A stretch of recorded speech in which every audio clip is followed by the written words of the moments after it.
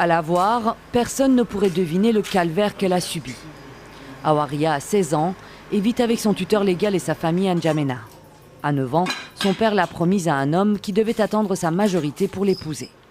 À 13 ans pourtant, l'adolescente est mariée de force.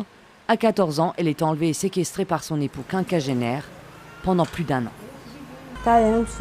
Mon mari et son frère, qui est chauffeur de taxi, sont venus pour m'enlever. Ils m'ont ligoté les pieds et les mains, ils m'ont mis du scotch sur la bouche. J'ai eu très peur, je pleurais, ils m'ont battu et torturé. Cela m'a paru durer une éternité. Aujourd'hui, j'ai envie que tout cela se termine. J'ai envie d'oublier cette souffrance. La jeune fille dit avoir fui à pied, en pleine brousse, avant d'être accueillie par ses proches. Par crainte de représailles, elle décide de porter l'affaire devant la justice et accuse son mari d'enlèvement et de violence. Mais en première instance, l'homme est jugé non coupable et relaxé. La famille fait aussitôt appel. Une bataille judiciaire qui dure depuis 2 ans, avec pas moins de 9 renvois par les juges. Les gens veulent nous décourager, veulent qu'on arrête.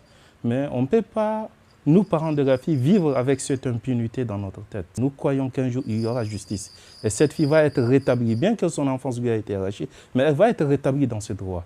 Au Tchad, il y a pourtant une base juridique solide contre le mariage des mineurs. Une loi et une ordonnance de 2015 fixent l'âge minimum du mariage à 18 ans. Les contrevenants risquent 5 à 10 ans de prison et une amende allant jusqu'à 5 millions de francs CFA. Les coutumes chez nous, on l'a vu dur. Donc, je crois qu'un travail préalable de sensibilisation est en train d'être fait par tous les acteurs.